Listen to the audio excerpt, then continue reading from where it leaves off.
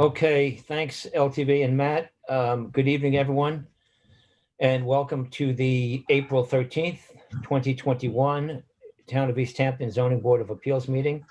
This evening, we have a work session, so we'll get right down to business here. We'll start off with administrative applications. The first we have is Sweet Apple is the applicant at 100 DeForest Road in Montauk, tax map number 300-32.1-1-189. And the project is to demolish an existing mobile home, decking, and outdoor shower, and to construct a new 888 square foot mobile home, 452 square feet deck, and 17.5 square foot outdoor shower, and to relocate a shed and driveway within 150 feet of freshwater wetlands. And Eleni is going to help us out with this, and this is in our Montauk district for either Terry or Ed. Go ahead, Eleni. Good evening, Eleni. So this is the survey for Sweet Apple. It is within the Montauk Shores condominium complex. It's an application to remove the existing mobile home, decking, shed, shower, all of this, and replace it with a new 808 square foot, or 888 rather, square foot mobile home and decking, new shed, new everything. It is located at its closest. The decking is 132.7 feet from the wetlands. The mobile home is 142.3. So I have the aerial here as well. This is the location of it within the complex. So it's not in a FEMA flood zone. It's kind of located a little bit further. The wetlands are all along here. The planning department doesn't have an issue with this. I just want to note that there are ongoing issues with the sanitary system in this complex. So they are not currently issuing building permits for this work. Would be the applicant is trying to get all the permits in order before the sanitary system gets situated, and so that in the case that happens, they could just move forward with a building permit at that time. Are there any questions? Well, Lenny, I'm curious about the sanitary system. Do you know what the current status is? I know they've been working on that for a long time. I don't have any updates on the current status. I mean, I've heard it's in the works. I don't know. I don't have anything concrete. I haven't received anything concrete. I know that it's being worked on. Okay. Well, I don't know if Ed wants to comment. I'm okay with this going administratively. Yeah, I don't have a particular comment on it. I think the planning department is fine with it. I know what the conditions are in the trailer park. I would have the same concern about the condition of the sanitary, but I guess we'll get updates on that in the future. Yeah. So I'm fine with it as well. Eleni, who are they? Would Kim Shaw be the liaison there to them as far as progress on that? Do you know? Or yes, I believe it's Kim in the Natural Resources Department. Yeah. And Ann Glennon with the building department as well. They've been working with the, I believe it is close to being resolved, but I have not received anything, and I don't have any updated information. Okay, thank you. Okay, I'm fine with this. Board members, any comments or? No, fine. I'm fine as well. Terry or Ed, you want to make a motion, if you please? Okay. So for Sweet Apple, 100 DeForest Road, Montauk, Suffolk County Tax Map 300-032.1-01-189, make a motion to allow this application to be processed administratively. I'll second that motion. I concur. I concur as well. And I concur. Okay, thank you, Eleni and Terry. Okay, we'll move on. Next, we have Palin at 1936 Montauk Highway in Amagansett, tax map number 300-131-3-9.1. And this is to construct a generator and propane tank on a parcel of land containing dune land and beach vegetation. And here, Eleni, go ahead, Eleni, if you please. I was muted. Sure. This is so this is an application on Montauk Highway. The board actually made a determination on this property in 2018 for the 2-story frame dwelling, swimming pool, upgraded sanitary system. So it appears that in that application, they didn't include the generator that they were proposing. So it's really just this generator right here. And they are proposing this propane tank. It doesn't actually need natural resources special permit, but since it was part of what, it's shown on the survey, we just included it. It's already in an already approved to be cleared area. The house is currently under construction, and so it's just a small generator and propane tank. It's in an area of beach vegetation. Overall, there's beach vegetation on the lot, which is why it needs a natural resources special permit. Okay, thanks, Lenny. This is in my Amagansett district. I'm fine with this moving forward administratively. Board members? Yep. Yeah, is there going to be, how close is it to the nearby neighbor? Those things can get loud when they're tested. Is there going to be any screening, or you'll encourage that? This is the aerial. So it's about right here so the neighbors, we could add screening in as a condition if the board would like. If you can, yeah, I would like to see it. The neighbors might like that a bit. Yeah, it looks like, Elena, if you go back to the survey, it looks like about 30 feet from the western property line or something like that. Right, the lot is 64 30? feet. Yeah. Not 64, maybe it's a little under 30, yeah.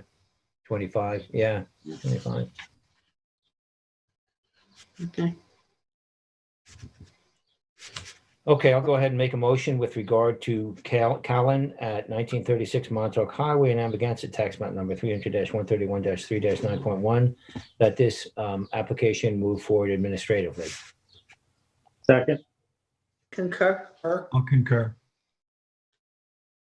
Okay, thank you, Eleni. Okay, now we'll move on to post-hearing decisions. I'm going to recuse myself from the first one of these, so I'll step away, and LTV, maybe you can mute me and turn me out of the meeting. And Vice Chair Deline, if you would take over, please. Sure thing, Mr. Chair.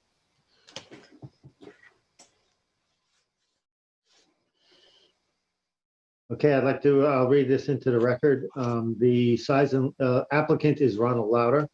The size and location is 132,913 square foot, located at 118 Beach Lane, Wainscott, tax map number 300-202-02-07.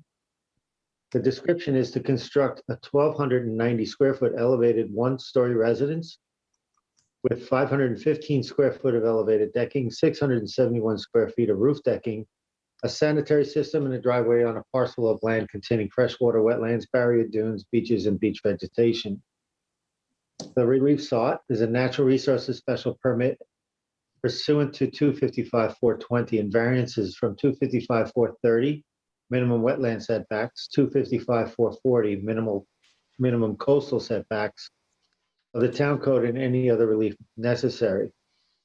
Primary barrier dune crest setback variances of 11 feet and 15 feet are required to construct a residence of 89 feet and 85 feet respectively from the dune crest, where a 100-foot setback is required. The following wetland setbacks variances are required. Variances of 41.8 feet and 45.8 feet are required to construct a residence and decking 58.2 feet, 54.2 feet respectively from wetlands where 100-foot setbacks is required. 127.6 variances required to install a sanitary system, 72.43 feet from wetlands where 200-foot setbacks is required, and a 25-foot variance is required to allow land clearing 25 feet from wetlands where a 50-foot setback is required.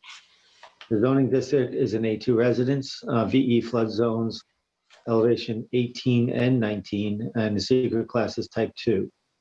This application is in the hands of member Tim Brennerman. So I'll turn it over to you, Tim. Okay, thank you, Roy. Members, you'll recall that this application appeared in front of us on January 12th, 2021.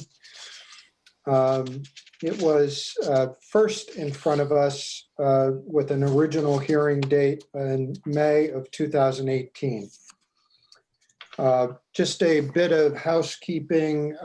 The most current survey that I have is dated January 20th, 2021. It's a SASCUS survey with the contour lines and project limiting fence added to it.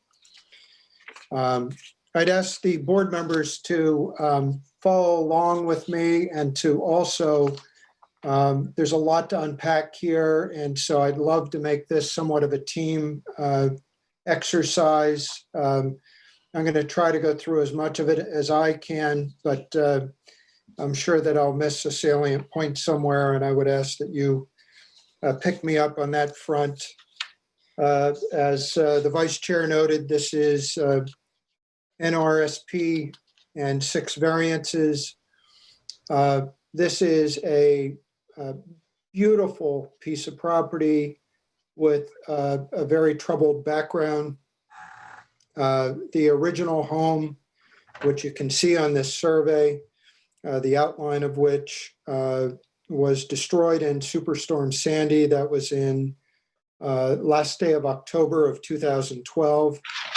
And all that remains of that property is a small portion of the deck, which again is somewhat visible in a very shaded area of the survey.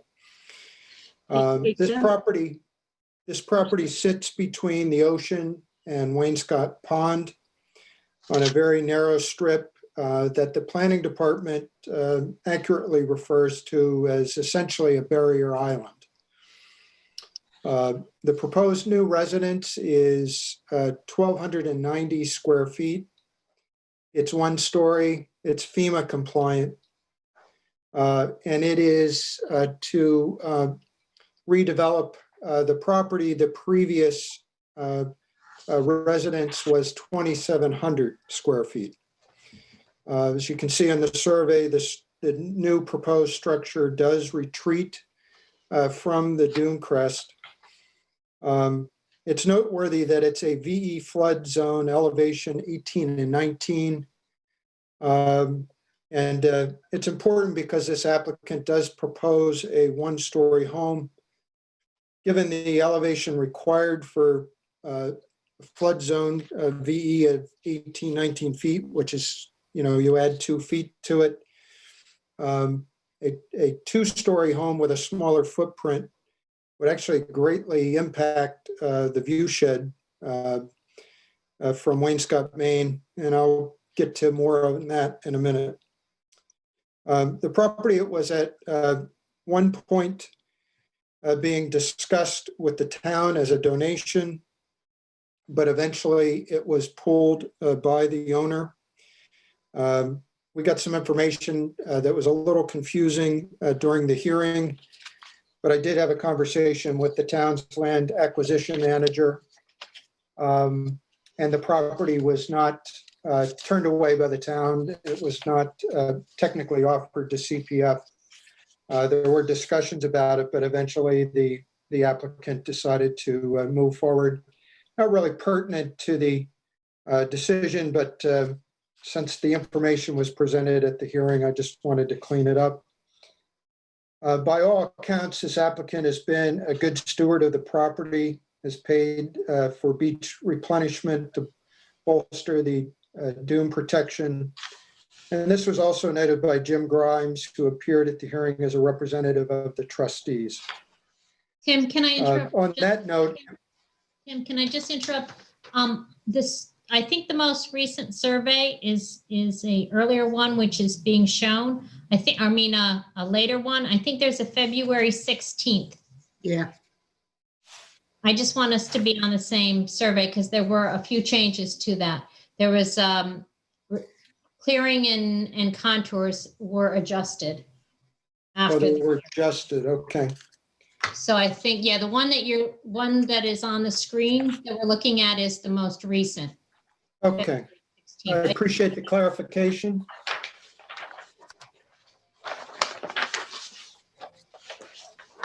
Perfect.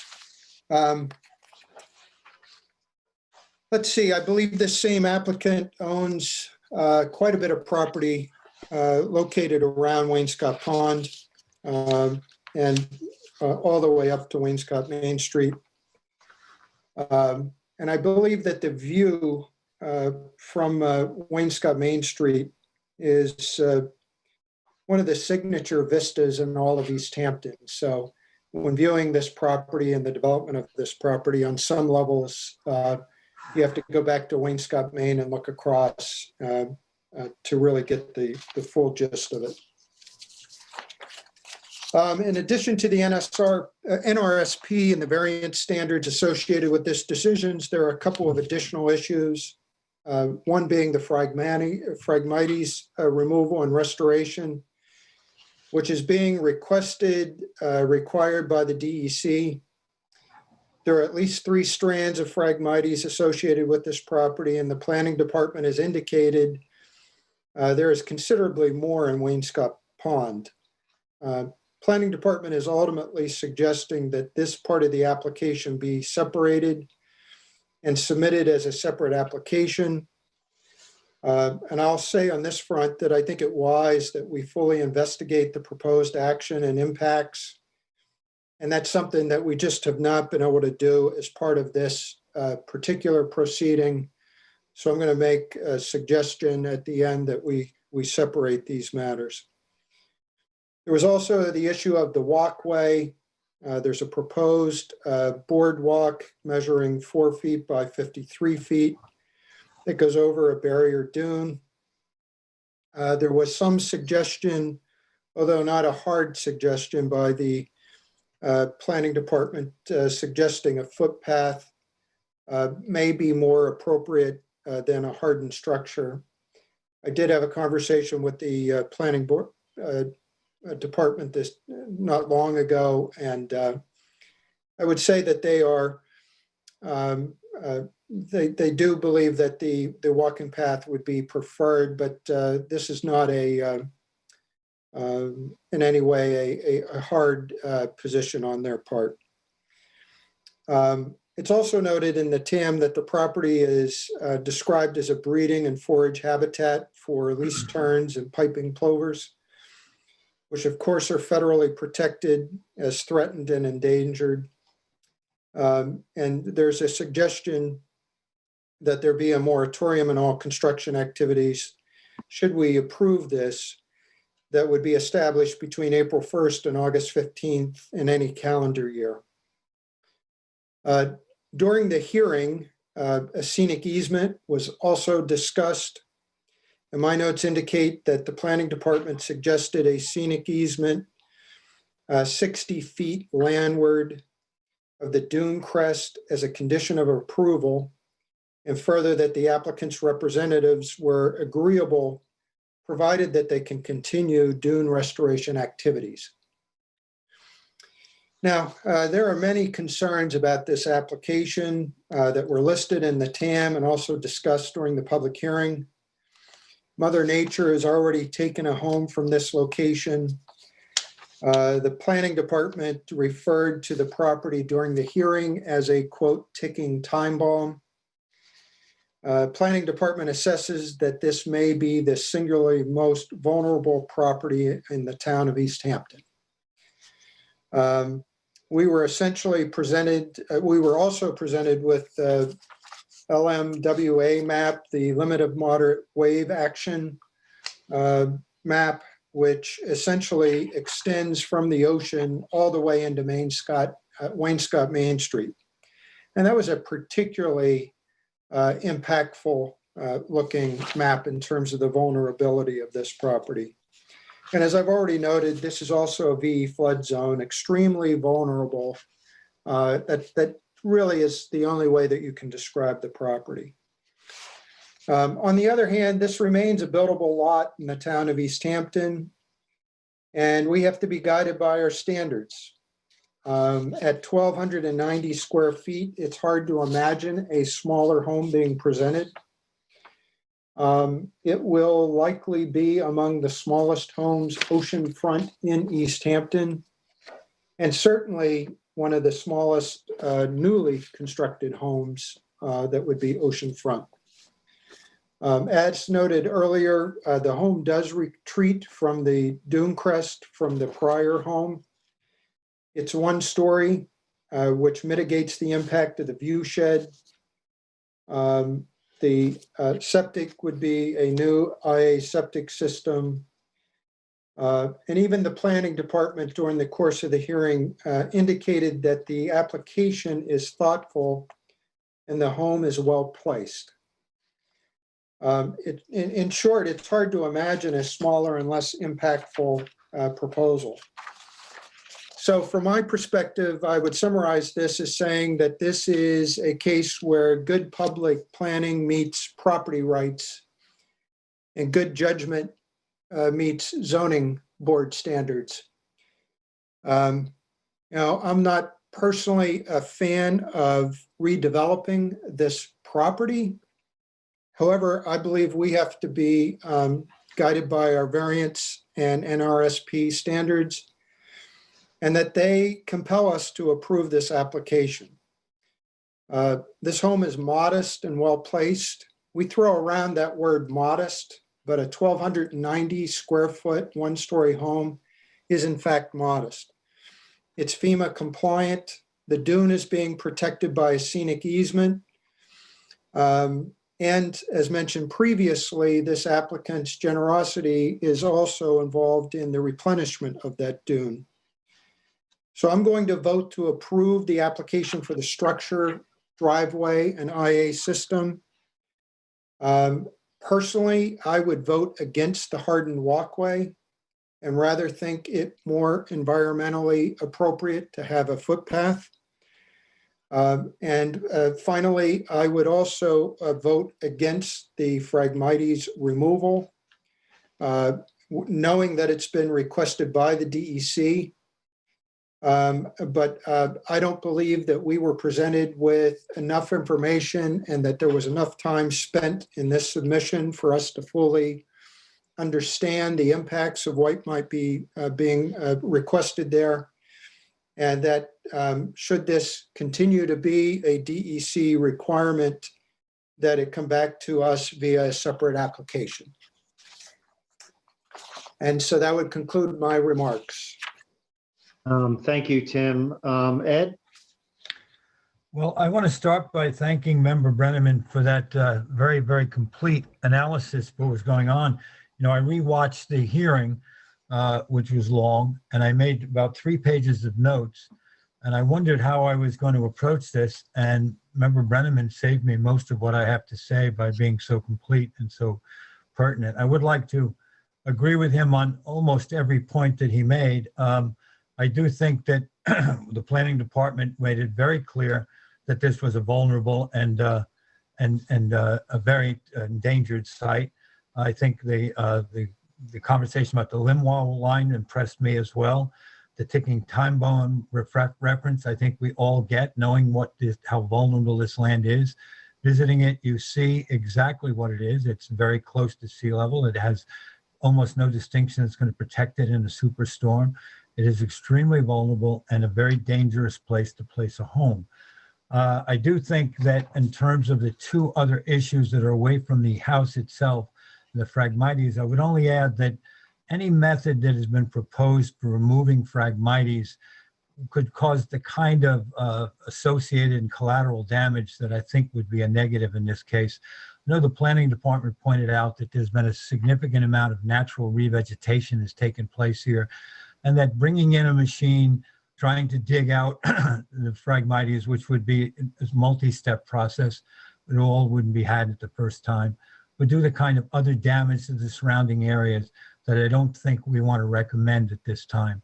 I would, however, agree with Member Brenneman that if another proposal is to be made through whatever channels, a recommendation from the DEC or by the applicant, we should consider it in the future. But at this point, I would not be in favor of approving this application to include additionally, I think that the walkway to the case made by the planning department not to have a hardened walkway to the ocean and have a footpath makes great sense to me. They did go to sort of great pains to describe what can happen, how these walkways can be covered, staircases nearby, shifting dunes. I think all of that, to me, tells me that the footpath would be the preferable way to go. However, I, again, agreeing with Member Brenneman, this is a buildable lot. I think that it has been an intelligent, well thought out application. I don't know that you can build a much smaller house on an oceanfront parcel in East Hampton. I think that the applicant has been a respected steward of the land in other locations in this very town, in this this part of the town. And I think that from what we've been offered and from what has been proposed, moving it back as it has from the dune crest, placing it in an easterly position, coming up with an intelligent, well thought out design, I would be in favor of approving this application in terms of moving forward with the construction of the building itself, the driveway, and the septic system. Again, agreeing with Member Brenneman, I think that I would hold back on approvals for the Phragmites removal and the walkway. One other point that I wanted to make was a stipulation about the easement and whether or not that was verbally approved. I think the board would like to know that it goes to the next step and that we see that this is going to be something we can count on. And then also perhaps a recommendation that no future work can be done here, you know, a second story being added to this or an enclosure of what's below. I think that the granting of this at this time is for what we see on the page and the drawing, and what we're approving is this project in this scope. I'm not interested, I would not be interested in looking forward to approving anything beyond what they've offered here. So this is. And I can let you know that I did confirm that the mitigation of the removal of the existing deck that was located near the site of the prior house and the 60-foot wide easement was confirmed with the applicant. Okay, thank you, Nancy Ellen. But I do think that this has been a very complicated one for us to look at. I think there's reasons to think that it would have been great if no house was to be built here. But in defense of the applicant, I think that they've done a very reasonable and respectful job in their proposal. So I will approve, as I've described, the house as drawn. Thank you. Thank you, Ed. Teresa? Okay, let's see what's left. Anything? I agree with both my colleagues on the approval of the house for all the reasons they've already given. I also agree on the walkway, that it be a footpath, and also about the Phragmites. There's no good way to remove Phragmites, as we know. The DEC permit says that they have to clean up the freshwater wetlands. I just want to read a little bit from the letter that we received from the applicant, February 22nd, 2021, when they sent in that latest survey, just regarding the Phragmites, and further cause for my apprehension about it. They understand the town's reservations regarding Phragmites removal and wetland restoration, but that it's a requirement of the New York State DEC, not something they voluntarily proposed. They've contacted the DEC and they're reluctant to modify this requirement as they want this to be done. It is their intention to put together a Phragmite removal plan with wetland restoration that includes a detailed protocol for all aspects of the project. It's our intention to have this plan submitted and approved prior to the issuance of a building permit. The plan will likely be a multi-year project and may not be complete prior to the issuance of a C of O. If it's not completed prior to the issuance of a C of O, a confident language can be added to the permit to protect the town and property owners' best interests regarding the Phragmite removal. We do know that the owner has been a good steward of the land, but just the language of this letter and the lack of the plan existing right now when we have to make this decision further puts me off about the Phragmites, and just substantiates even more for me the denial of the Phragmites removal for the project.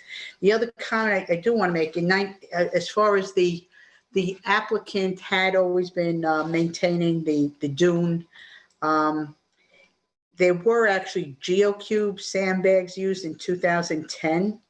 I don't know if there's something we could stipulate that going forward, as they've accepted the responsibility to maintain the dune, that it be sand replenishment only that's used for that.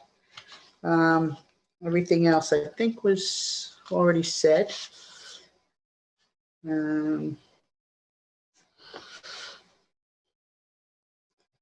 Yeah, when we talked about the Cobra and the Limois, and we did also see a slosh map of that the planner had shown us, which is pretty scary as how far the floodwaters go, not just where the house is located, but all the way up into the Wainscott Pond. And also we, as far as the restoration or the Phragmites, referring tangentially to that, when we saw the overheads, the GIS that the planner had shown us from 2018, and between the time of Sandy and 2018, you could see how the natural vegetation was already beginning to reestablish itself on this property. So again, another reason to let that happen and stay away from Phragmites. But I think that's all. Like, these guys covered this pretty well. So that's all I have at the moment. Thank you, Teresa. And again, I do want to thank you all for a very detailed analysis of it, which I also agree with. A couple of points that I'll bring up that might not have been mentioned is at this time the applicant actually came back with a reduced size to 12 of the house to 1,291 square feet from the previous application, and they reduced the decking from 970 to 515 and installed a roof deck. So that I think goes more towards the reasonableness of this applicant. I do agree that we should not approve the structured walkway, that a footpath is the right way to go here. And regarding the Phragmites and related to this, right, the wording of this letter, if the state is requiring it, I'm wondering if this board should condition, and I should throw it out to you guys, condition the Phragmites removal to be consistent with the town's protocol, means and methods of removal. So I'm not opposed to it, but I don't know what you're, Terry, it sounds like you're just outright, I might be wrong, outright saying we shouldn't remove it, but the DEC is requiring it. I don't want to put the the DEC permit says restoration of the freshwater wetland. It doesn't say the word Phragmites. Of course, they relate to the freshwater wetland, but as I forget if it was Ed or Tim mentioned, that there were other and more Phragmites in Wainscott Pond than the 3 stands that were identified here on the property. I agree. Yeah. In any case, if there is going to be Phragmites removal, I think it should be consistent with the town's previous protocols on how to do it, in association with the trustees. Yeah, I mean, that would be, right? I'm not sure if the town has a standard protocol that works. I haven't really, gone to webinars on Phragmites removal, and I haven't really. No, I know, but I think it's been the town's practice, especially like on Georgia Pond, to do it by hand, not by machine. So, but again, that should be vetted out in a process, and I think we all in agreement with that. Mm-hmm. Yeah, it should be a separate application. Is that what you say? Yeah, we agree. Here's a question for you then, because in order to go forward, they'll need their DEC permit. We usually condition going forward and getting a building permit on it. So they'll need to put in an application before they can act upon anything that this board may approve after. I think that's the way we should go, and that's my recommendation. I think that absolutely should be the way to go. Okay, so basically you're saying that there's an approval on these, however, they're going to have to come back with an application to comply or to, make a case of what they need to do to comply with what DEC needs, but also that is satisfactory to this board and Correct. method and what needs to be done. Okay. And while I'm interrupting you, if you can discuss and let me know if there's a consensus on two of the other conditions that were discussed by members on this, as far as whether there be conditioned that there be no future work on the properity. We agree. I agree with that. I agree. Absolutely. Okay. Same And here.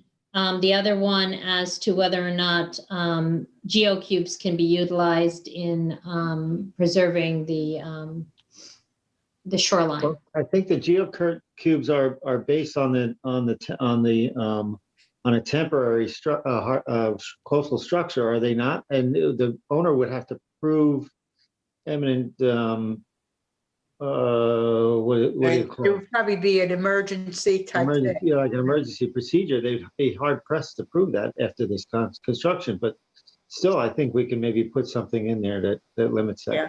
I mean, they're agreeing to keep they're agreeing to a 60-foot scenic easement. And they want to maintain the dune or the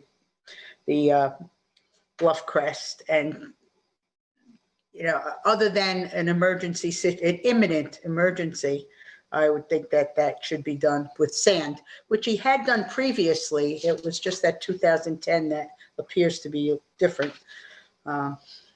So right now, the only way to get it GeoCube, if I'm correct, I think Eleni or Tyler could probably help with this, is that in order to use the GeoCubes, it has to be an emergency permit. I don't think GeoCubes are a permanent structure that anyone approves or any board approves.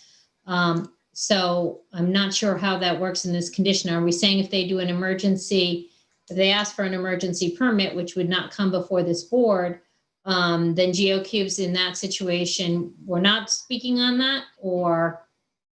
Well, right now, council, if I'm correct, that doesn't go to planning department or ZBA. That's the purview of the building inspector alone.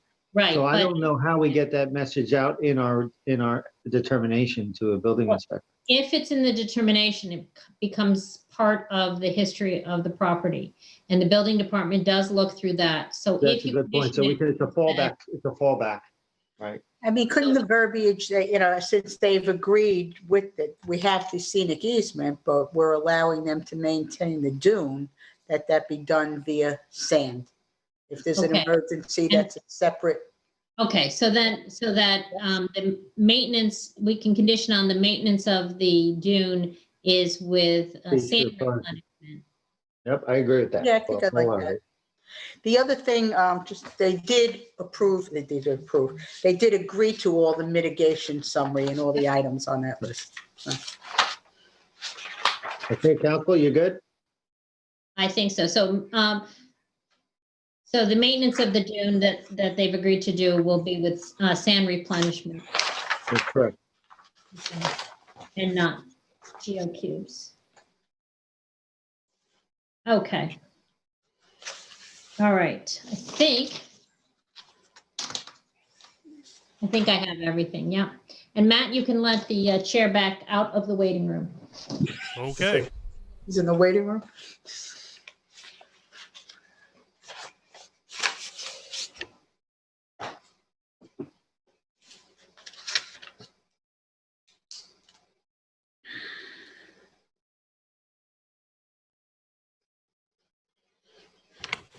Okay.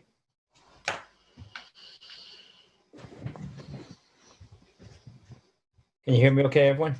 We can. Yes. Good, okay. Okay, board members Deline and Brenneman are going to be busy this evening. We'll move on to our next post-hearing decision. We have Lawrence Jacobs at 1074 Springs Fireplace Road in Springs, tax map number 300-39-14-13.1. Roy, do you want to take this from here? Sure, Mr. Chairman, thank you.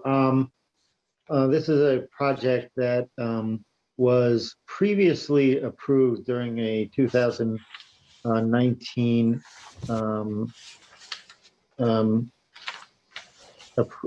application.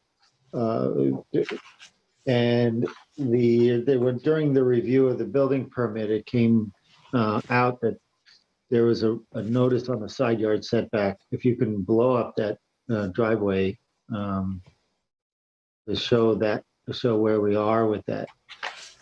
So there was an error in the application, in the approval of the application, as the notice of 30.3 setback, when actually it's a 23.7 setback. That is hard to see on that driveway. During the review of the building permit, the building inspector picked that up and raised it as an issue. So they came back to us for the approval of the variance of 23.7. The buffer was in concern during the hearing. If you remember, the field report of the hearing showed a buffer that was mowed down to the water. In particular, the house next door, which was recently completed and complied with a buffer, had a very vibrant and maintained buffer. And it was a stark difference between the two. So that became an issue of conversation during the hearing. During the planning department's presentation, Michael brought up that the additions were previously approved. Most of the additions were in, there was 225 square feet in jurisdiction. Most of the proposed was outside jurisdiction. And the buffer was a part of that application and hadn't been installed yet. Want to bring that up. And also with that application, the IA system for the septic replacement is considered a mitigation, meaning that the additions to the project were small enough not to trigger IA. So that is a mitigation factor along with this application. There was also, the board ultimately is concerned, as well as I would like to throw out there, is that there be a delineation with the buffer so it's not confused with a mistake or mowable plantings. That I think we would like to see woody plantings that's consistent with the neighbors and extend. And I don't know if we had conversations about extending the buffer. I'm satisfied with the previous, as this is a minor variance request relative. It's more of a modification in my viewpoint. So with that, I would make a recommendation to approve this application. Okay, thanks, Roy. Terry, you want to take a Sure. turn on this? I agree with Roy on the approval of it. The variance, as we know, is what, 20? No, the variance is not 23.6, is it? No, one variance of 6.3 from the dimensional regulation for this. So it's a minor variance. It's done. It's not really like it could go anywhere else at this point in time. And I agree that the mitigation being offered and the buffer revegetation on this property is sufficient mitigation. We do have a plan that shows the buffer and the plantings, and I'm assuming these will be approved or will be approved by the planning department if they wanted woodier plants. But right now, the buffer area is approximately 8,832 square feet of revegetation that they'd be doing in buffer. And I think that also makes a nice dent in the clearing on this property and the overclearing on this property. So I too am going to approve the variance. Okay, thanks, Terry. Tim? Yeah, thank you. I also agree with my fellow board members. Really would only add the date we received a letter dated February 24th, 2021 with the most current re-veg plan. It was stamped received March 1st. And I printed my copy out at home from the website, so my eyes are not good enough to discern what the actual date is on this thing, but it was received in the planning department May 1st. And it actually looks more substantial than what was outlined here, but has it does illustrate a little walking path down to the water.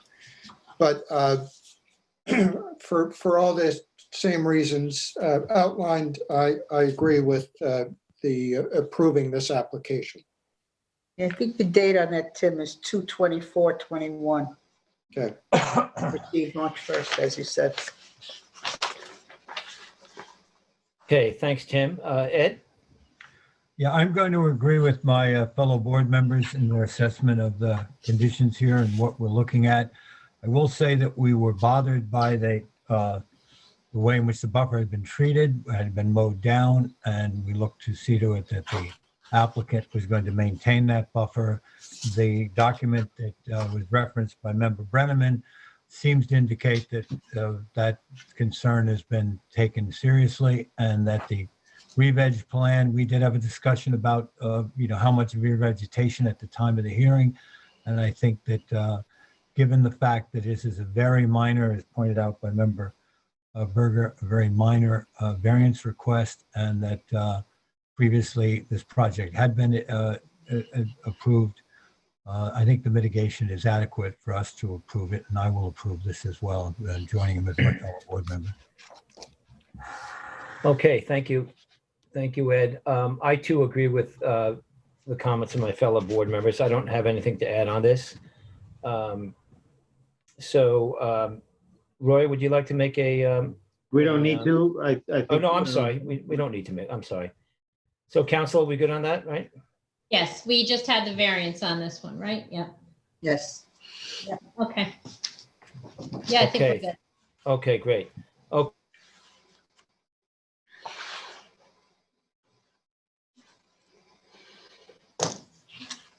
Uh-oh, I think our chair has frozen.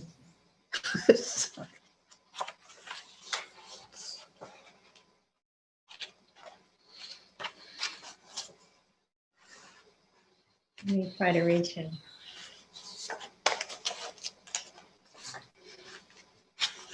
He may still be talking. Yeah. Uh-oh.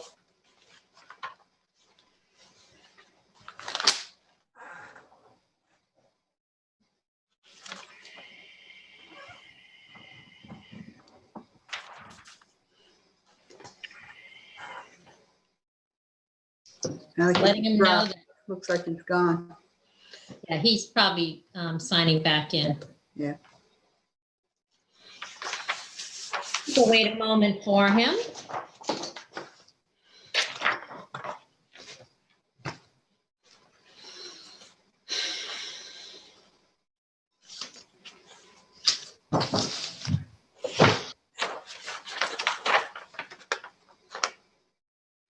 If he were here, he'd suggest Roy tell a joke. He would.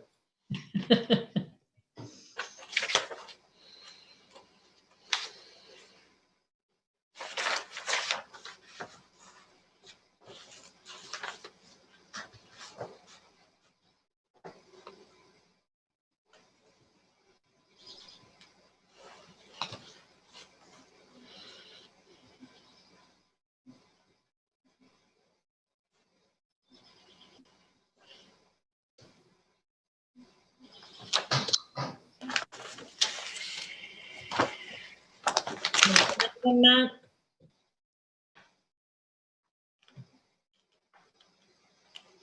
Oh, Oh, he says he's getting back on.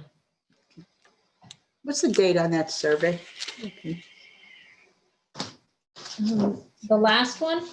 This one that's up here now? This is good for, September 15th? September 15th, yeah. Number 15. Yes. Most recent one we have, I believe. December 17th? No, 15. 15th. December 17th is 2019. This is December 15th, 2020.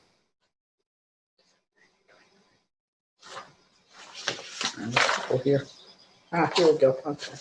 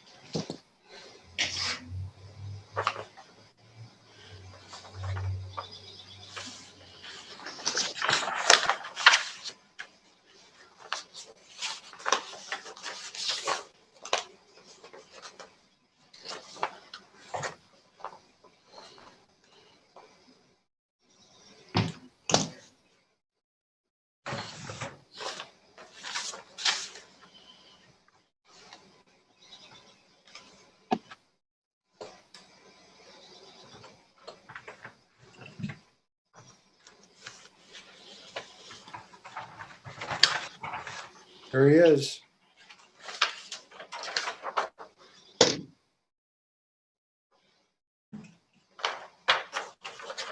Okay, can you all hear me? Yes, we can. Did you catch that wave out there, John?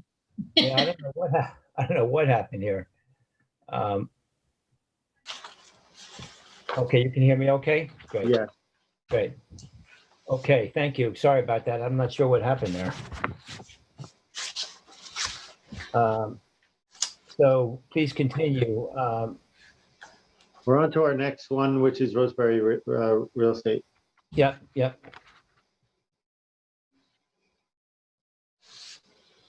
Oh, I'm sorry. I didn't read that in. No, you have to read Oh, that in. you were just taking that, right? Correct? That's right.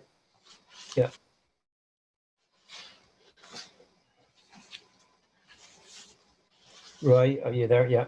You have to read that in, Mr. Chair. Oh, I'm sorry. I thought I did. Sorry. This is Roseberry Real Estate at EHLLC at 115 Waters Edge Road, Springs, tax map number 300-83-7-3. Is that good enough, counsel, or do I have to read the whole description? No, that's fine. Okay, so thank you, Mr. Chair. Roseberry Real Estate was an application that came to us that, give me a second here. Out in Waters Edge in Springs. The application was, if you remember, this was an application, there was an application before us before having to do with the beach, the stairs down to the beach, and there's a bulkhead down at the bottom of the, at the bluff. The application on Roseberry Real Estate was about tearing down a house on an existing, leaving the existing foundation and rebuilding the house. It wasn't, and cutting back a deck to within, part of the deck was within the Sea Haw line, so they were going to cut that back. It was a problematic application in the sense that there was no retreat at that time on the house, and the planning department came up with the recommendation to Tyler actually had a diagram that showed the house could be moved further away from the bluff crest. Although there were changes being made, the coverage was being reduced from 22.6 to 20.4%, and certain other things. The application in my mind was not. So the applicant in this case came back to us with a house that did retreat, and not only did it retreat, but it did conform with the recommended planning department's location for the location of the house. I think this is a win. I think this was, I applaud the applicant for coming back to us on this, for removing for for pulling back the house. I just want to make a point that there was a report during the hearing from Lee Wisher, citing that it was safer to leave the foundation there, which I disagree with on this particular case. I think the potential runoff from the crest of the dune is much more hazardous than to leave the foundation there and remove it. Therefore, I'm happy to make a recommendation to approve this. I think it is ultimately a good application. And I'm glad to see the applicant did comply with the planning board's recommendation. Thank you, Roy. Ed, you want to take a pass? Mr. Chair, I can't comment Oh, on that's this. right. I was not part of the hearing. Yep. Okay. Thank you, Ed. Terry? Yeah, okay. There were some improvements made on this application, as Member Deline had said. However, one thing, the plan that Tyler had where he recommended the approximate proposed footprint relocated, the applicant did not take all of that into account. The planners recommended 68.65 feet from the bluff crest for the residence and 64.56 feet for the deck. The applicant kind of compromised on that, and the house ultimately came out at 60 feet from the bluff crest and the decking 40 feet from the bluff crest. The house, I'm okay with the house at the 60 feet, even though planning had recommended 68. But the decking, I think, is still too close. It's still a 60-foot variance on that. And my concern on this is that currently the house is a 2-story house. They're moving this back, and it's going to be a 1-story house. I've been back and forth on this quite a bit, but they are taking a 3,524 square foot house and making it now an 1,892. But the decking going toward the bluff crest, as much as it is in the updated survey, disturbs me a bit because of the potential for future development in that area where the decking exists. I'm a little unclear. I know they've offered revegetation, and the IA system would be required, not mitigation. So I'm a little on the cusp on this one, but I think ultimately I'm going to move to deny it because of the concerns. It's a 1-story house it's going to be, and could allow for future development, possibly at some point in time that would increase the size. And if anything is developed over the decking, the way it is situated right now, that would kind of defeat the purpose of moving this house back where it's proposed for now. So I am going to deny this application. Okay. Thanks, Terry. Tim? Okay, thank you, Mr. Chairman. I find myself closer to the Vice Chair Deline's position on this. I too thought that there were some troubling elements of the initial proposal. There were some good ones. And, when we're redeveloping, I like the R words. I like retreat. I also like the word reduction, so this prior home was 3,477 square feet. I'm a little unclear. I know what was initially proposed was, less than half of that in terms of the size, or right around half of it, 1,892 square feet. Do we know what the latest proposed square footage is? It's my understanding, Tim, that it didn't change. Okay. My understanding too. Okay.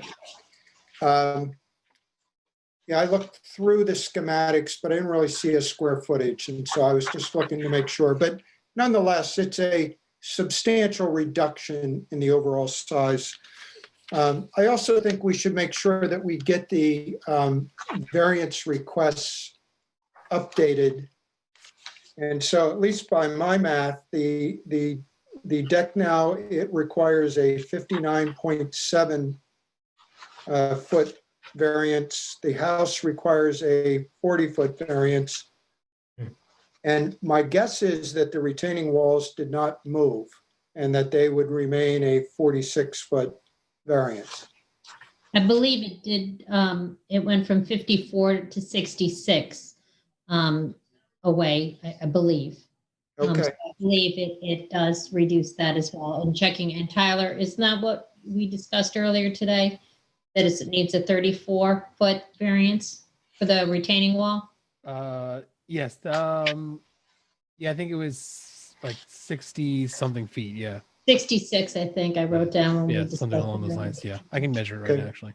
I didn't see it on the survey, so appreciate that. So those are now the variances that are being required. But given those improvements that have made the retreat, the reduction in size of the footprint, I too think that this is an improvement in the environmental conditions. And as a result, I would be looking to approve this. Okay, thank you, Tim. Yeah, Eileen, I'm more in the camp here of Vice Chair Deline and Board Member Brenneman on this. I understand Terry's concerns and appreciate those as well. But this is the application before us. And again, without repeating everything, I think there's a lot of good moves that were made here, especially on the second pass. And I agree, it's going to, the reduction in size, as Tim says, and the retreat, and also the new IA system. I think overall, this is much better for the environmental conditions along this Gardner's Bay parcel. So I am in favor of approving the application. And Mr. Chair, if I might add two more items. In the placement of the location of the present location of the house, I know the planning department recommended a certain distance. However, when you turn over to a design over to an architect for actual placement, those things might not, it might be best suited in the position that they did for the house to work in the process. I just wanted to say that and get that out there. Also, if you did look at during the hearing at the aerials of this, the house now does more conform with the neighboring houses is to its position relative to the bluff. Yeah, and I would also add, to your point, aesthetically, I think it's really a very low-key design. I mean, you've got the wood and the glass, the cedar and the glass, and it's a single story compared to the volume of the existing residence. I think aesthetically for the neighborhood, it's much more in keeping, and actually for the views from the water for those in the public who are looking at this from Gardner's Bay. Okay, I'm getting a little feedback here. I'm not sure why. Council, are we good on this? I just need some clarification from Terry. Terry, did you want to be no on all three variances, or did you want to specifically be, or did you want to separate those out? You want to dissent just on the variance for the decking? Yeah, yes, let's do that for the decking. That's, Just on the decking, okay. And you're okay, I mean, I know you, because you did I mean, say. I don't know. Would we consider restricting further development to the water side? I was about to ask that. I mean, I say, Member Berger has a legitimate concern as far as further development over the footprint of the deck. And perhaps we should condition our approval on no further development. Land seaward of the house in the deck. Seaward of the house. Yeah, I like that idea myself. Seaward of the house, yeah. Yeah. Yeah. I like that idea.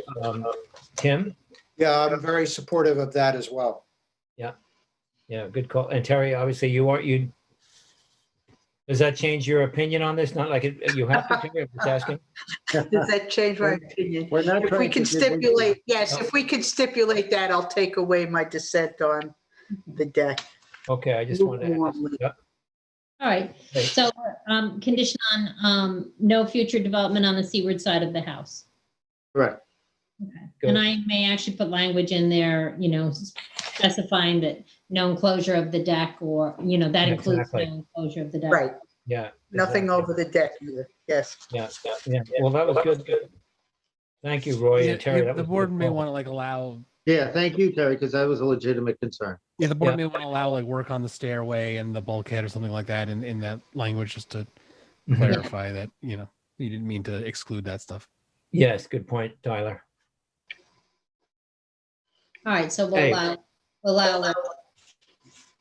Last time we send the paperwork to him or the wording to him before you guys see it, so we'll have that. Should be pretty simple. Right. Yeah. Okay, thank you all. Council, we good on that then? Yep, now we're good. Great. Okay, we will move on next to Neil and Anita Pilzer at 56 3 Mile Harbor Drive, East Hampton. Tax map number 300-56-5-6. And it's in East Hampton. I believe this is East Hampton and not Springs. Tim, is that correct, Tim? This is you? Yes, it is. Yeah, if you please, Tim, thank you. Sure. So the board would remember that this application appeared in front of us and we approved it. It was an NRSP approval and that was dated December 2nd, 2019. It's back in front of us again now for a modification request. We received a letter from the applicants. And by the way, this entire project, you'll recall, was a redevelopment of the property. And again, those are words. It included redevelopment, retreat, and revegetation. So it was a good application that I believe we're unanimous in approving. We received a request from the applicant's agent for modification because the DEC had requested in a letter dated July 30th, 2020. They had a concern with regard to lot coverage, which was increasing from 10.6% to 26.5%. And there was a request to reduce coverage and further suggested that the relocation of the proposed garage should be landward of the 10-foot contour line, which would remove it from DEC jurisdiction. And so we received that, and that was via a survey that was dated, I believe the most current one was November 2nd, 2020. There's also an issue with regard to the conditions that were set forth on our approval, and specifically letter K, number 3, letter E, as the I8 system tank cannot meet the separation to groundwater requirement that we conditioned on the approval. The leaching galleries can meet the 2-foot separation without bringing in fill, but the tank cannot. In the past, the boards allowed the tank itself to not meet separation as long as the leaching structure does, which is the case here. The modification would be to exempt the tank, but not the leaching poles from the 2-foot separation to groundwater. And then finally, there was a request to extend the NRSP for 12 months to December 19, 2021. There wasn't a termination date in the NRSP terms, but the applicant's agent, I believe, is trying to be safe here. So that's what's going on. And Tyler can feel free to clean this up if I didn't explain it perfectly. But given what I know, I would be looking to approve this modification. Thank you, Tim. And Tim, they don't need the extension because the original approval from December of 2019 is good for 3 years. Okay. So it's past the time that they're asking for. Okay. Okay, thank you. Ed Johann? Yeah, thank you, Mr. Chair. I'm in agreement with Board Member Brenneman. I think that I don't have a lot to add. I think it's a fairly straightforward application. Given the fact that in the past, the board has approved septic systems that fall under this condition, and that the tank is not going to be fully 2 feet above, but it has been approved in the past, I don't have a problem with that. And I think in terms of their effort to place the garage, I've been on the site, it seems reasonable to me. So I'm in agreement with Board Member Brenneman that and I will approve or vote to approve this application. Okay, thank you, Ed. Terry? I am also in agreement. I have one question though, in the memo from Tyler, when this first came up, there's a note about the revegetation plan, and that they thought we should not, that the planning department thought we should not accept that plan, and that it be updated for the majority of proposed Northern Bayberry and Beach Plum. Did we get anything about that? I think they've resubmitted since that point in time, and the last one we received looked good. We did? But Okay. that's All right. just an issue that needs to be resolved before a building permit. Right, So- right. Okay, I'm pretty sure. I'm pretty sure they're pretty good. They're good to go now. okay, very good. Yeah, then I'm in total agreement. Okay, thanks, Terry. Roy? Yeah, sure. I agree also with this. I might make just a suggestion for this board in applications where this happens with the septic system in properties like this. If we could save the applicant of having to come back to do a modification, because that's a kind of a painful process because of this tank intrusion into within the 2 foot. If we can look at that somehow in future applications and write that in our application, because for an applicant to come back to us to modify is kind of an arduous task, in my opinion. Yeah. Council, maybe you want to think about that, how we could, I mean, I think These are Go the recommendations I've got from, that are in the TAM. So if the planning department is comfortable on a, after looking at a project and wants to include language in there at that point and say, you know, that structures should be situated, you know, 2 feet from, you know, separation from groundwater, except in this case, you know, the tank of a septic And- system would be and exempt. providing that the design for the engineer's design is not deviated in terms of elevations of set points, you know, something to that effect, because it makes sense to me, I think. Yeah, Yeah. if the planning department can identify which of the properties it would be appropriate for, I have no problem putting, you know, in those cases, putting in some language that allows for an exemption if necessary. mhm. So we can Yeah. do that. Yeah, And I I know agree. we had one in Ditch Plains recently, which we mentioned at the hearing that, you know, the tank doesn't meet that separation, but it's not an issue. So, you know, Okay. I think we just missed it on this one essentially. Okay. Mhm. Okay, great. Good point, Roy. Okay, I too agree with my fellow board members on this. I have no further comments. Thank you all. So council, we good on that? You are good. Okay, we'll move on now to Arthur Dunham at 26 Talmadge Lane, East Hampton, tax map number 300-187-2-9.1 and 301-4-1-12. And this is in Board Member Brenneman's district. Tim, if you would, please. Sure, thank you, Mr. Chairman. So the board will recall that we had this hearing on January 26, 2021. And I believe the most current survey we have is dated September 15, 2020. The project is to construct a 280 square foot artist studio, basically a dormer above the existing garage. The board will remember that this parcel is unique because of the town-village line that dissects basically the property. And technically, the garage is in the village portion of this property. However, it was determined that the town would have authority in the matter because the majority of the property is in the town. The variance request is a 2-foot pyramid. So from 255, 1172D, as a result of the dormer extending beyond the allowable height.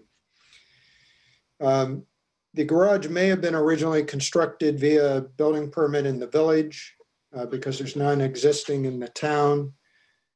So kind of a strange setup for us.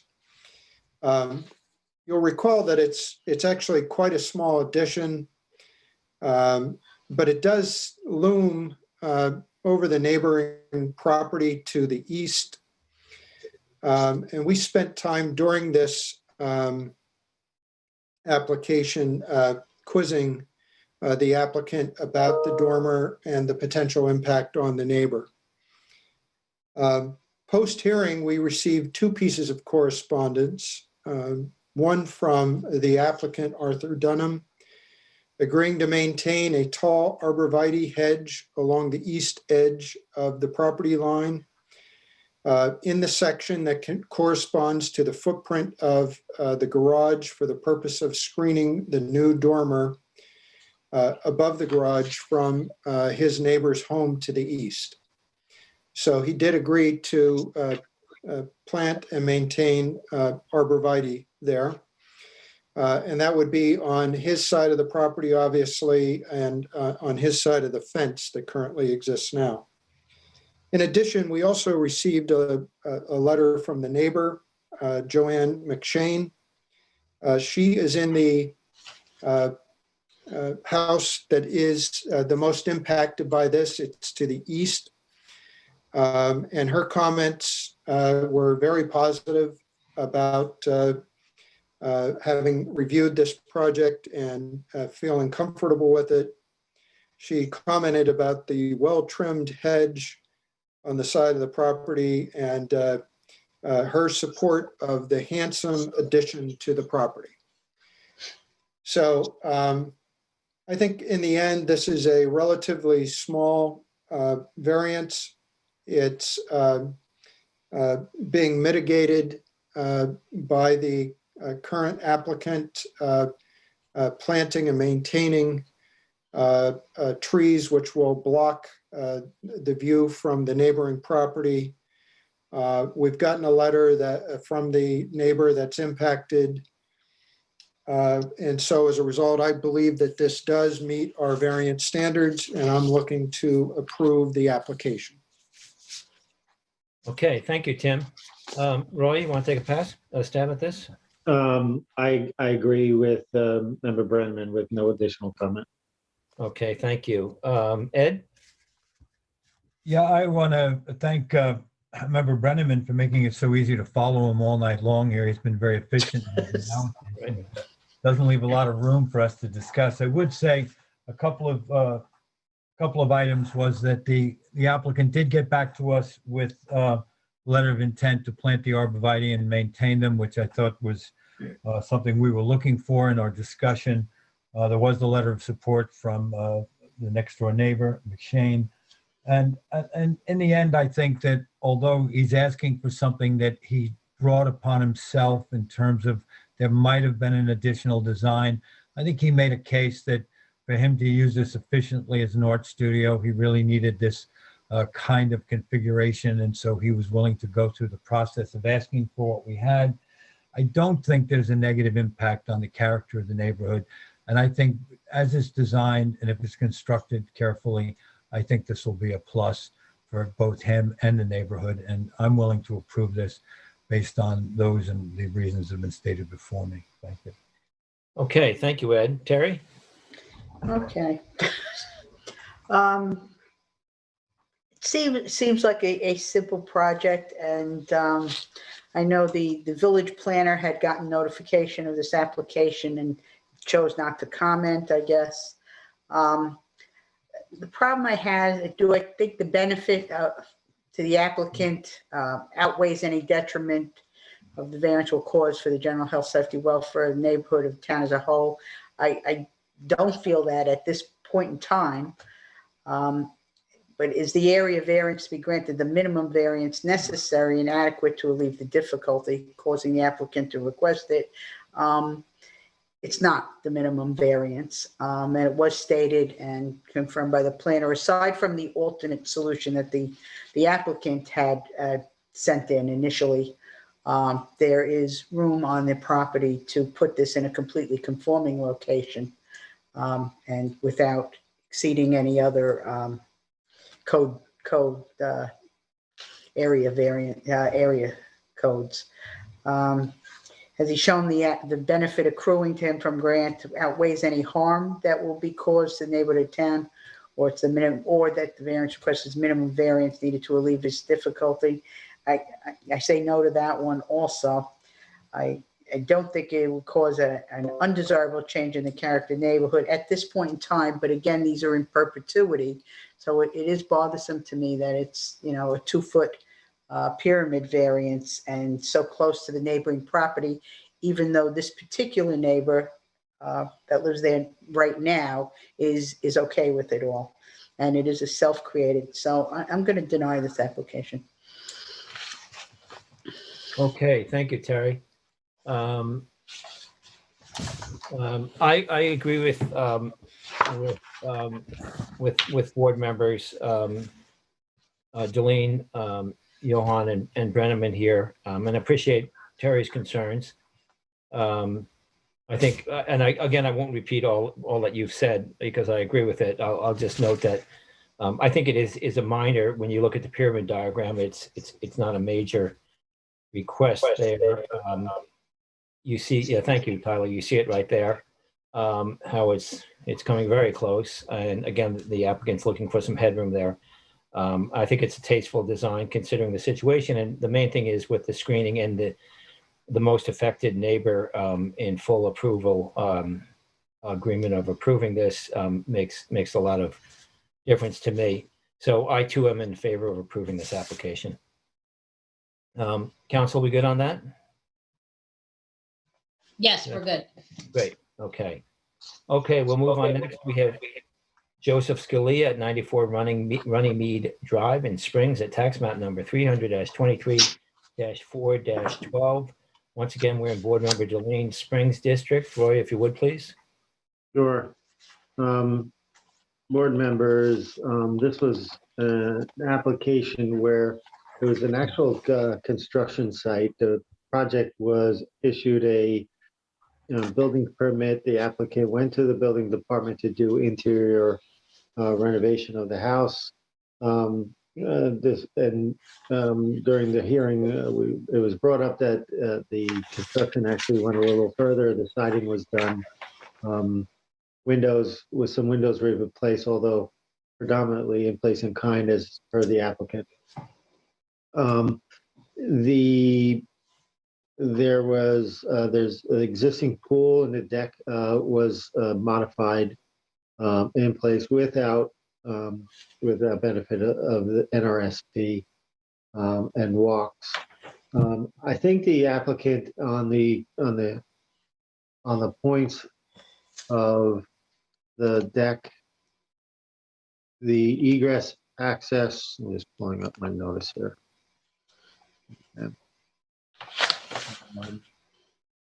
The pool fencing and the walkways I would look to approve. The issue that comes down here, and the planning department didn't have issues with those points. The cutting back of the patio, There is an issue on the bluff. There was a wire fence, and we're going to require that to be removed. The planning department also did not have a problem with the egress window. It was actually part of the building permit, and it did not pick up the NRSP. So I think it's okay to approve that.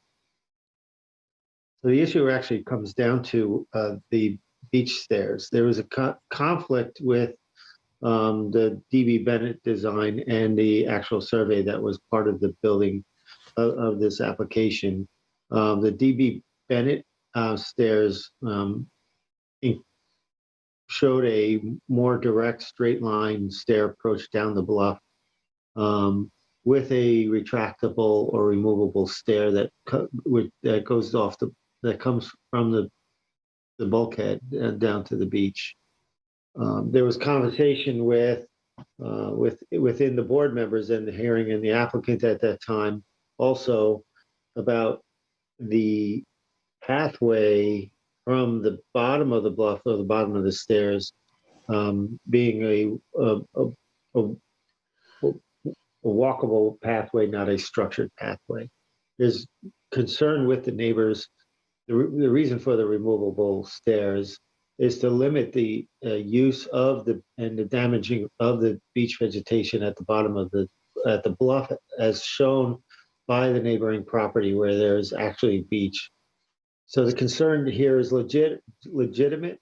There was conversations about maintenance of the bluff and the vegetation at the base of the bluff, and I think this board should include that maintenance procedures in its determination. There was, and as far as the re-veg, the planning department suggested that be a combination of bayberry and beach grass. I leave that up to them to do it. In terms of irrigating the new vegetation, there's conversation of irrigating the new vegetation. And I am not a proponent of irrigating, and I know it's not allowed on the thing, but if there is necessary to, based on the time of year to irrigate, that it be temporary irrigation. If that's the case, I think we should limit the extent of the irrigation to be left and must be removed within a period of time. I might say 6 months at best, because I think it's potentially damaging to the face of the bluff to leave irrigation in. I think the applicant should work out the re-veg with the planning department. And I think there should be a stipulation to the applicant to maintain the bluff vegetation. Again, I mentioned that the wire fence to be removed. With that, I think that is where I am on this. And so I recommend approval, and with recommendation that that the applicant adhere to the DB Bennett design. If you look at the survey that was submitted, what's the date of that survey? It was February 20th, February something. So February 5th, 2021. That's correct. There is a diagonal walkway from the base of the stairs to the removable stairs. I think the applicant showed that that was necessary because of the contour of the base of which is okay with me. I just think we should stipulate that be a footpath, not a structure. Thank you, Roy. Yeah, and I think that had to do with the high tide line too, as we see there, the main high water line. Yes. Thanks for your thorough analysis there, Roy. Tim, comments? Yeah, I think that I agree with Member Daleen. I would say that the board had a great deal of concern here about the vegetation of the bluff, and specifically the bottom of the bluff. We spent time talking about the concern that the neighboring property, as a for instance, down at the bottom of the bluff had been completely cleared. Yep. And so how important it was for us to try to maintain that bottom.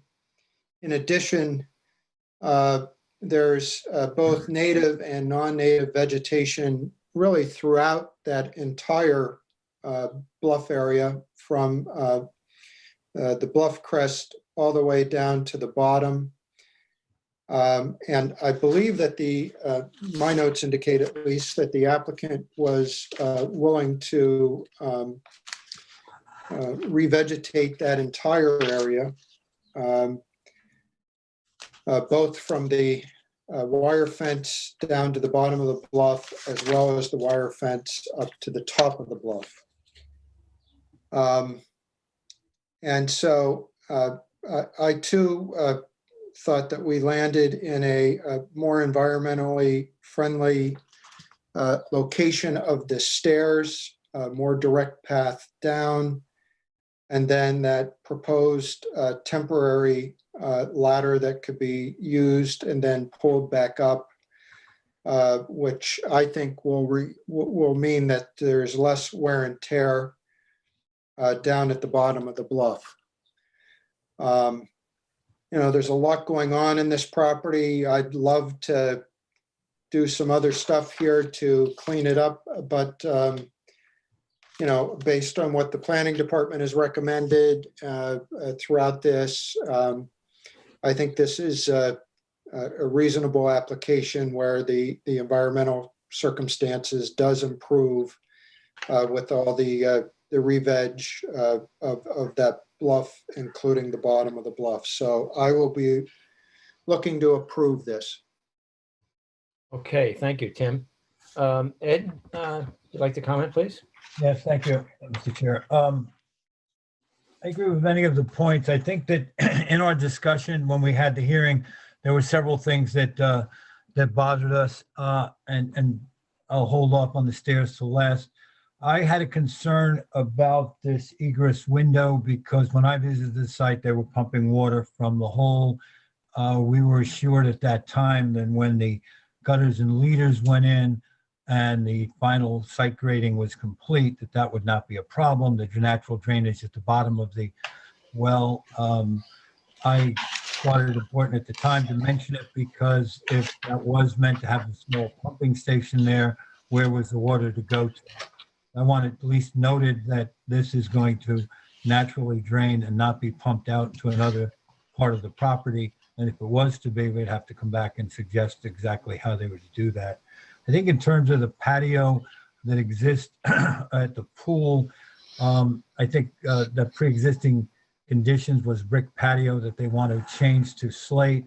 I think it's basically a trade-off. I know we're a little closer to the bluff now than had been previously noted, but I think probably some of that is natural erosion.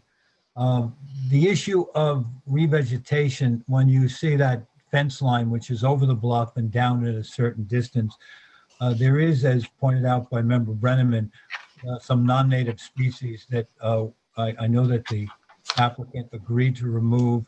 I think that they have to work closely with the planning department to see that this revegetation takes place the way in which we'd like to see it happen. I think it's a fragile area. It's fairly steep. I think that it could easily be damaged. And I think that if we're going to give approvals to allow the pool as close to the crest and the staircase, we'll want to see to it that the vegetation is done correctly and as fully as might be required by the planning department. In terms of the staircase, which of course was a big issue, I think that it is an improvement. It's been moved. We can see sort of in the survey that's shown now, one of the old locations for the stairs with a little bit of white out there. This is a more direct route.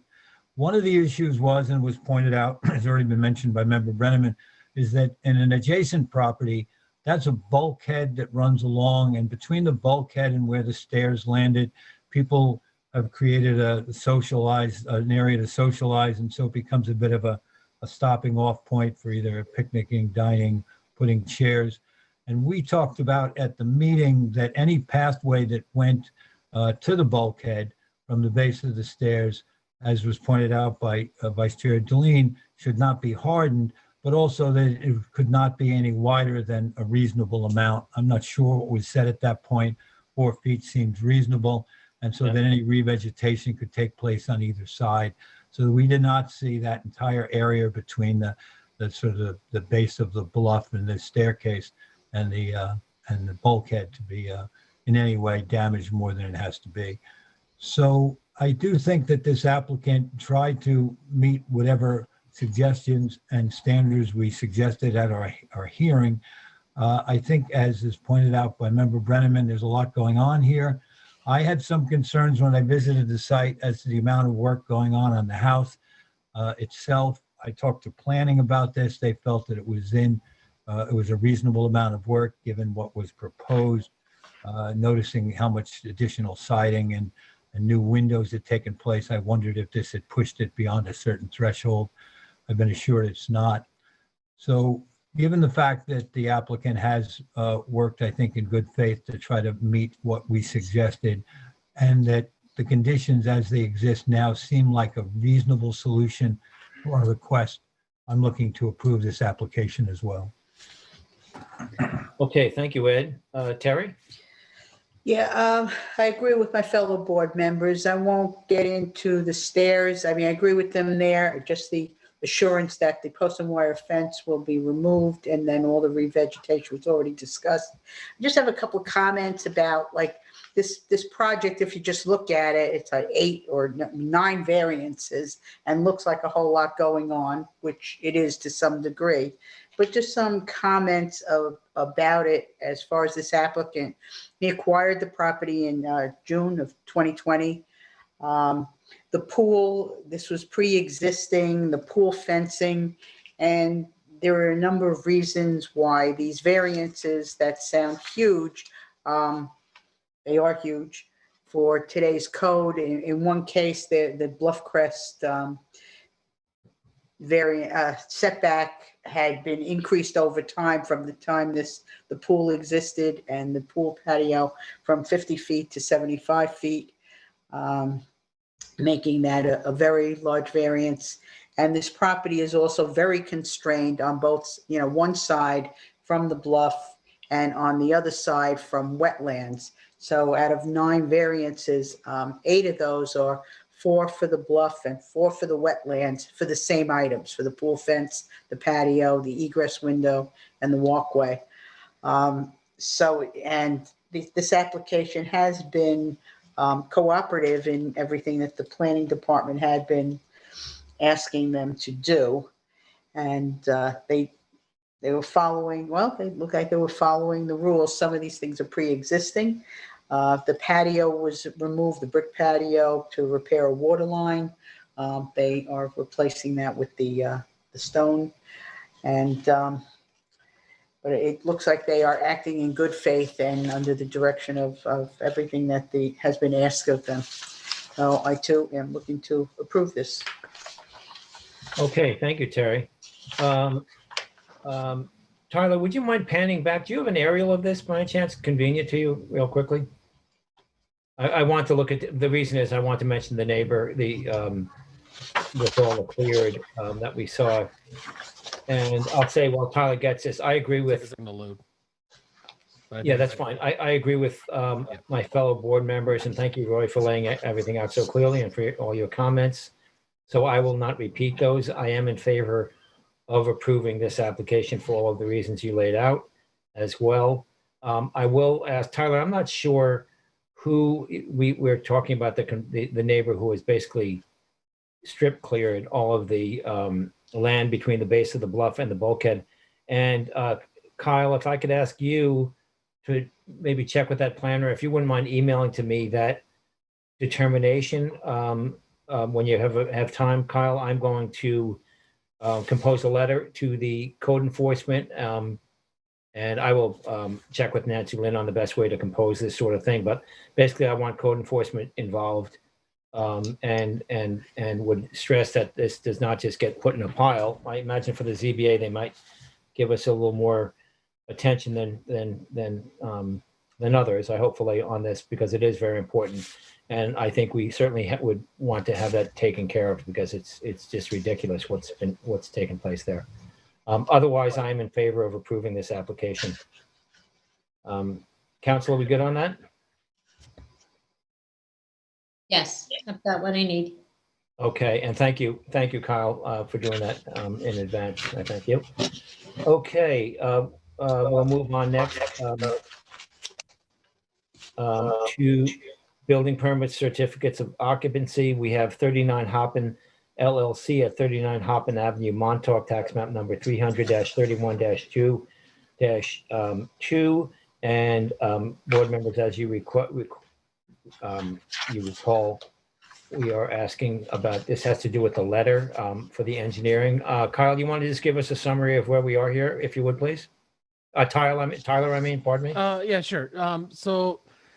A couple weeks ago, the applicants had resubmitted information that the board had requested. The board reviewed it, and then we had made the suggestion that maybe an outside engineer get involved, which the board seemed to want. So we did a thorough review of what had been submitted, found some issues outside of what we had already discussed, and identified everything in this memo that we sent to the board. The main thing for today, I think, is just making sure that we have the correct information that the board is looking for from the outside engineer firm, which would be this paragraph here, essentially. And I'll just read it because it's short anyways. Sure. So after reviewing the information provided by the applicant in discussions during the zoning board work session, there are several aspects of this project that appear to require further review or addressing. The large issue of the regrading and fill at the rear of the parcel did not appear to be addressed well enough for the zoning board, as the impacts from the neighbor surrounding the two parcels was not significantly addressed, especially parcels on Agnew, nor were any possible solutions proposed to alleviate the increase in flooding on the neighboring parcel to the east, which is the big concern here. The board appears to want a greater scope of understanding on how the changes made with the grade impacted the neighboring parcels and the flow of water towards the wetland on the other side of the property.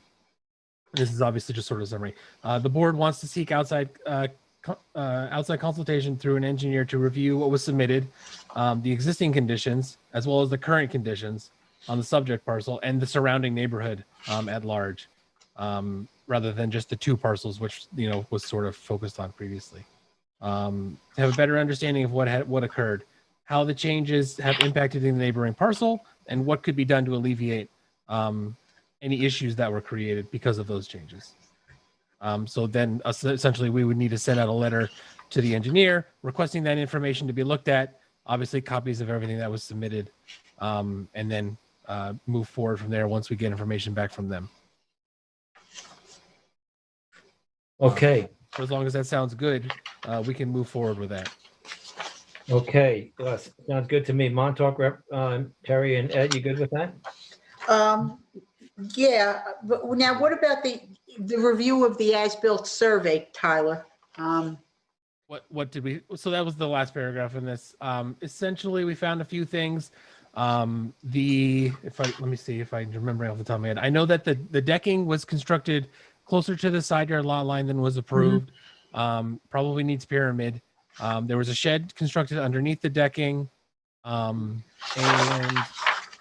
the Well, actually, I'm sorry. Yeah, I have your memo, so Yeah, I list them out. the driveway was not located in the approved location. Correct. The sanitary leaching structure was located in a different location that was approved and seems to be within that 5 foot rear yard setback, which normally Suffolk County doesn't approve. So they should get back to us about that. I did send this to Joel Halsey, who is representing the applicant. And I know that he's working on at least some of these things that are in this last paragraph already. I think they're probably going to cut back the decking. I don't know about the shed, probably remove it, because otherwise they would have to have a whole new application for that. But I know that they are working on some of these things. I know the driveway we discussed as well, probably just fixing that and putting it where it was supposed to be, approved in location. So some of those things are being worked on now. Okay, good to hear that. All right. I would just say, in terms of this memo from you, Tyler, that I think the wording on what we're looking for, the properties that adjoin this one that are on Agnew, is precise. I think that's what the concern was we raised at the last meeting.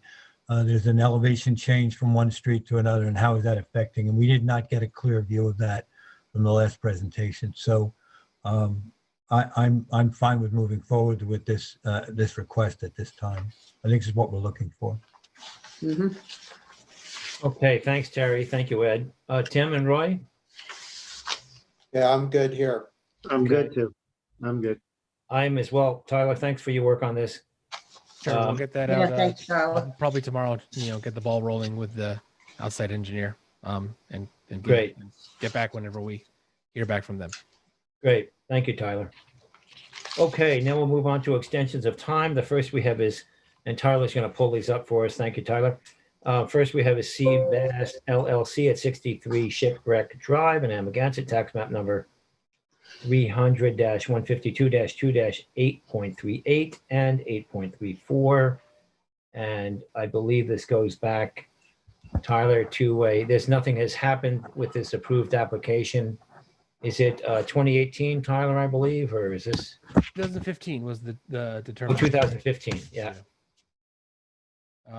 Nothing's occurred.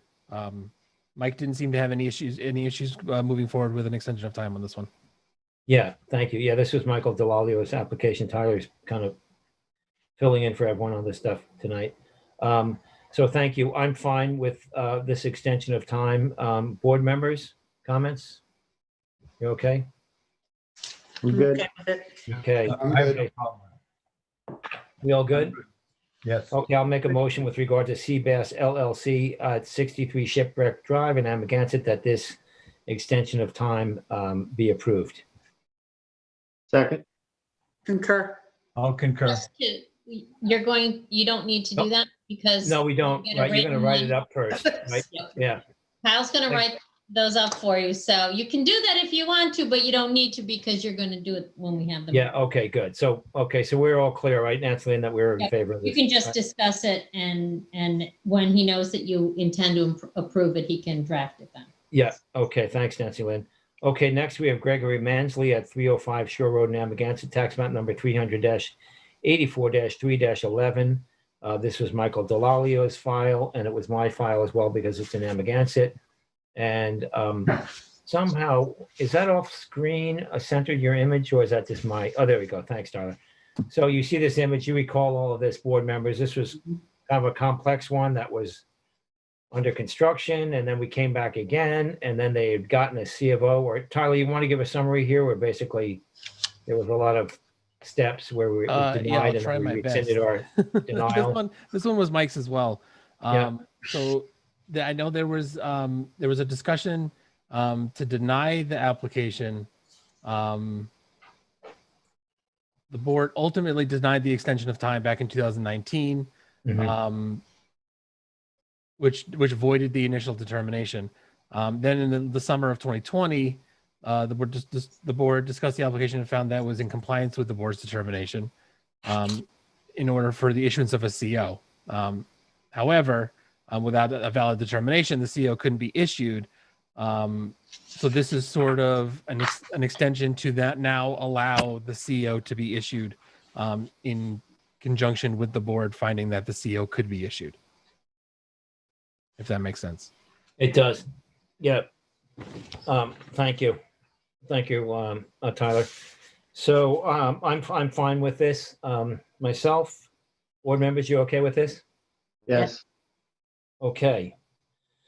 Okay, great. We'll move forward. Next, we have Yes. Mac at 132 Navy Road, Montauk, tax map number 300-26-01-9.1. And I believe, Tyler, this was, well, you're handling this. You want to give us a summary here, Tyler? I believe nothing has Sure, occurred absolutely. here. Yeah, nothing's happened on this property. There was some overclearing on the property that was going to be addressed as part of the application. So it's just something to keep an eye on, moving forward. It's not an issue right now. But if it goes on for a long time, then we should probably have it addressed outside of the determination because the property is overcleared. But this is the first extension of time that they're required to get. So we don't have any issues with it at this point. Okay, thank you. Terry, was this yours, I believe? Yeah, it was. I mean, this was original, from February 6th, 2018, so it's actually relatively new. So I am fine with this extension of time. Okay, board members, you all good with that? I'm good with it. Yep. Okay, next we'll move on to Hake at 81 Northwest Landing Road, East Hampton. Pardon me, tax map number 300-90-3-13. And this is nice to know that this was an application that was approved by this board, but is now going to be sold for for the CPF, part of the CPF program, and the house is proposed to be demolished, correct? Tyler, you want to add, Right, add to right. that? So this is an extension of time for the application, and the application allows them to rebuild the structure. But what they're going to be doing is demolishing the residence and then selling the property to the town. So rather than have an entirely new application to just demolish the residence, we're just extending this one. And once it's done, they won't do the other half, which would be to actually construct a new residence. They'll just be demolishing the residence, and then the town will be purchasing it. So it's a little weird, but very straightforward at the same time. Yeah. Can you center that again, or is that just my screen? I just want to see which, yeah, the parcel is kind of off. Maybe it's my screen. Somehow I'm off to one side. Okay. Can I just ask, Mr. Chair, which parcel is it? I was not part of that Yeah. original. Well, there, that's what I wanted to see. The Now one, it's the one in blue, it's Okay. yeah, right there. the corner So- parcel. Extensive wetlands around this parcel that go behind all these properties and out towards northwest. I mean, I remember that application, Yeah. was highly constrained property. Yeah. Mhm. Yeah, Actually, me too. the applicant was a good applicant too. Yeah. This completely surprises me to a good degree. You Yeah. know, this is a win for the town. Yeah, it certainly is. Plus, it's that whole corner of the road there. It's kind of a Yeah. nice setup. Right. Very highly constrained. Yeah, yeah, I It's ditto good. everything Member Deline said. yeah. It's good to see. It's good to see. Well, it's a good way to kind of come to a close of this work session, except for the minutes. Can I- Mr. Chair, should we make Sure, a go ahead. motion? Oh, yes, I'm sorry. No motions. No motion required. Yeah, Oh, yeah. okay. They'll write this up. Denied a motion. Yeah. Okay. Okay, thank you. Can I get a motion to approve the minutes from April 6th, 2021, from the board? Yeah, Mr. Chairman, I'll be happy to make that one since I wasn't able to make the one just previously. And so I did have a chance to review the minutes, and Kyle did as usual, a nice thorough job. So I make a motion to approve the minutes dated April 6, 2021 of the East Hampton Zoning Board of Appeals. I'll second it. Concur. Okay, I will abstain. I'm sure they're fine. I unfortunately did not get a chance to look at these, but thank you, Tim, and board members. Thank you, Tyler and Nancy Lynn, LTV. I think we're all good. Council, anything on your end here? The only thing I think you should do is make a announcement that we will Oh, not yes. be having a meeting next week. Yeah, yeah, yeah, thank you. It will be reflected on the agenda or on the schedule on the town board site, excuse me, on the town site, but you probably should for all Sure, your many fans out there, they should know. exactly. There's probably 80,000 of them on the Yeah. edge of the seats. They'll be disappointed to know that we will not be meeting next week. But we will pick it up again for more fun on April 27th. And thank you, board members, for a productive meeting, and Nancy Lynn, Tyler, Eleni, LTV. Have a good evening, you all. Thank you. For Mr. Chairman, I make a motion to close Oh, yes, thank you. the town of East Hampton work session for Tuesday, April 13th at 8:24 PM. Second. Second. I'll concur. I'll concur. Terry, you concur, I imagine? I seconded. Oh, I apologize. And I do concur. I concur. And thank you all. And Take enjoy care. your family, John. Thanks Enjoy so the much, fam. everyone. Have a Have good a evening. good so much. afternoon. Yeah.